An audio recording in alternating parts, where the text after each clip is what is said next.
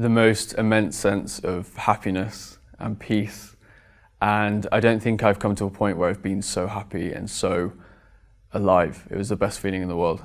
So before I entered the mosque, I was an atheist. My life didn't have much meaning. I didn't believe there was a creator.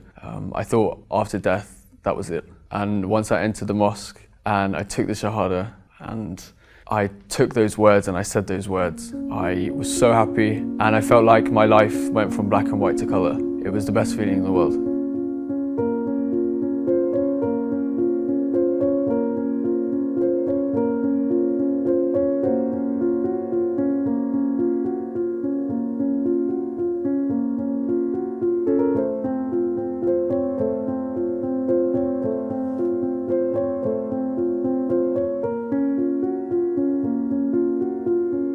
I'm Jay, I'm from the UK. I'm 25 from a tiny town in the southwest of England. I'm a travel blogger and I share my journey of traveling all over the world on my YouTube channel. I hopefully, inshallah, will change the negative perceptions about Muslims all across the world. I post on YouTube and my Instagram all the positive things about the culture, the food, the people, the way of life to hopefully change perceptions back in the UK. Back in the UK and America, perceptions about Muslims are incredibly negative and hopefully, inshallah, I will change that. In one of your videos, you said that you love Pakistan and Turkey more than other countries. What is the reason for that? Why Pakistan and Turkey? I think I love Pakistan so much because, again, I never heard anything positive about this country. The main things I heard were terrorism and war and violence. And I went there and all of my expectations were beat. Everyone was so kind, so nice. The food was some of the best I've ever had in the whole world. And I felt such genuine love from these people, and the same with Turkey. Those two countries are my favourite because of the people, the food and the culture. I could talk about the mosques. I love the mosques here. I feel incredible here, and I took my Shahada in the Süleymaniye Mosque in Istanbul. MashaAllah. So I think that's why I have such a connection to these two countries, especially Turkey, because Istanbul changed my life. It's where I took my Shahada, it's where I made the best decision of my life.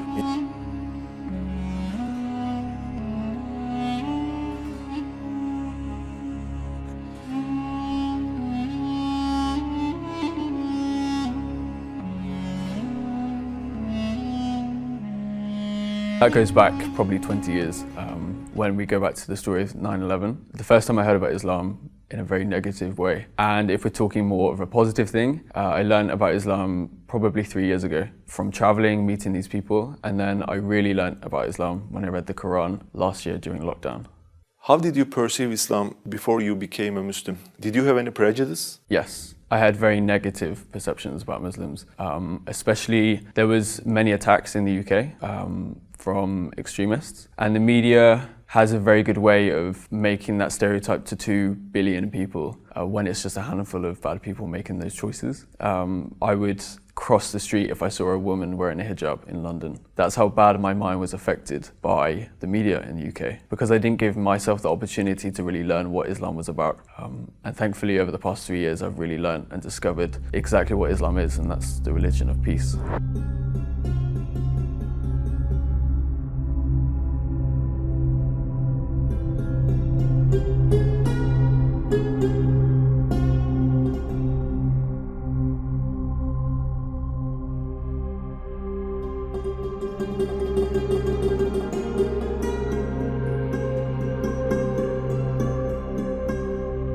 What was the thing that made you interested in Islam? Originally, it was meeting the people when I travelled. I rarely travelled to Muslim majority countries, and I went to Istanbul, thankfully 4 years ago. And then I decided to actually go to Iraq in September 2019, and that completely changed my perceptions and made me want to research more about the positivity of Islam. I went to Iraq for the first time when I was 22, 23. So you met some good people who were Muslims? Yes. So you were interested in Islam? So I was interested, and then I gave myself the time to really research and discover the true Islam away from the media in the UK. How did you feel when you first took the Shahada? The most immense sense of happiness and peace. And I don't think I've come to a point where I've been so happy and so alive. It was the best feeling in the world. So before I entered the mosque, I was an atheist. My life didn't have much meaning. I didn't believe there was a creator. I thought after death, that was it. And once I entered the mosque and I took the Shahada, and I took those words and I said those words. I was so happy, and I felt like my life went from black and white to color. It was the best feeling in the world. What was the reaction of the people around you? So happy. They were clapping, they were smiling. People inside the mosque were watching, and they heard and they were clapping and were so happy for me. What was the reaction, especially your family, your mom, your dad, your sister, your brother? Thankfully, I have the most supportive family and supportive friends in the world. So I told my sister first, originally. So I actually opened Snapchat. I was currently in Istanbul, and I just directly messaged my sister first. I said I became Muslim, and her reaction was so good. She then FaceTimed me and showed her elated happiness for me. I just can't understand why she's doing this. It's not a good, positive thing for them, because the image of Islam is not good for them, I think. It's not good. So what's the reason that she becomes happy? Because she's seen my work, she's seen who I've met, and she's heard my stories. And now I've taught them not to realize that the media is wrong. Like, the media is so wrong. They've now learnt to take my videos, my stories, and my ideas as the truth rather than the media. What about your mother, your dad? Yeah, so my dad actually left when I was 1. He moved to Australia, so I haven't actually had contact with him. He doesn't know to this day. But my mum, I called her and I told her over the phone. I actually made a video about that and her reaction. It took me 3 times to actually call her and for her to pick up, and my nerves were... You couldn't say. I was struggling so hard, but I told her, and her exact words were something along the lines of, I'm smiling like a Cheshire cat, and Cheshire cats are very much known to be always happy, always chirpy, always funny, and that was her exact words actually, I'm smiling like a Cheshire cat. And from that day onwards, I have never had a bad word said. I've never had a bad idea said about Islam to me, and I'm very grateful that my friends and family were so happy and are still with me to this day, because it would have made my journey a lot harder if I didn't have them by my side with me.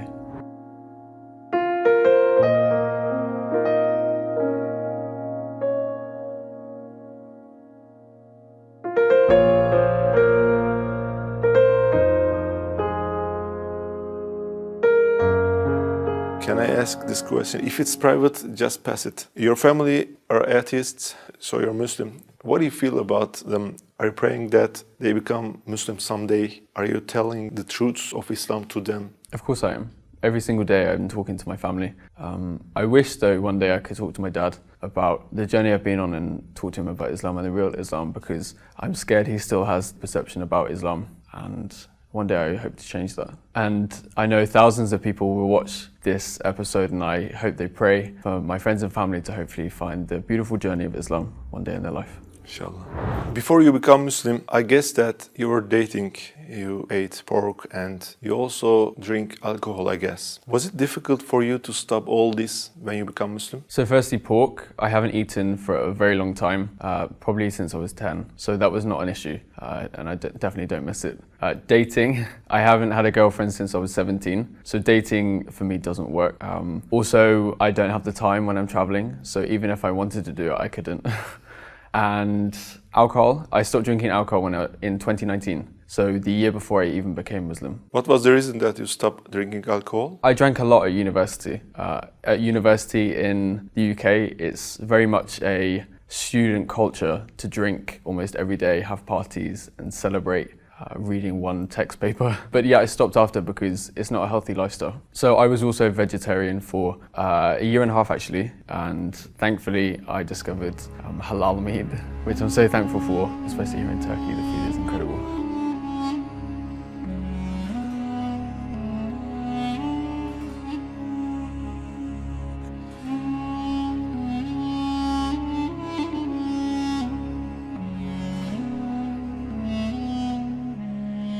Why didn't you stay as an atheist and need to do some research about Islam? Sure. I'm a very inquisitive person. I think that's why I travel, and that's why I want to learn. I had time, and I studied international journalism for my master's degree, and I learned about the media and how they were completely wrong about Islam, and of course I took my inquisitiveness. So I've always been a very inquisitive person, someone always eager to learn about cultures, people, language all around the world. And during the coronavirus pandemic, I had a lot of time, and I decided decided to put that time to good use and discover what makes the people I meet so kind, so loving and so peaceful. And that all came back to Islam. And that's when I decided to read the Quran, watch YouTube videos, learn more about Prophet Muhammad, peace be upon him, and everyone else. And it's been amazing. Who is Muhammad alayhi salatu wasalam for you?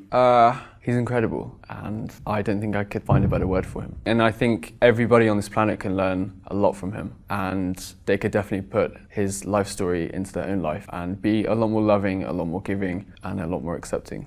If there was a chance to speak to whole non-Muslims in the world, especially for the ones who have prejudice to Islam, what would you like to say if you had a 1 minute? Learn from your own personal experiences, not the media. Travel the world, travel to Muslim majority countries, and give yourself the opportunity and the time to speak to Muslims and learn about their journey, their stories and their life, because I promise it will never be what the media says. And also when you travel around the world and if you see any kind of negativity, just know that Islam is perfect and Muslims are not.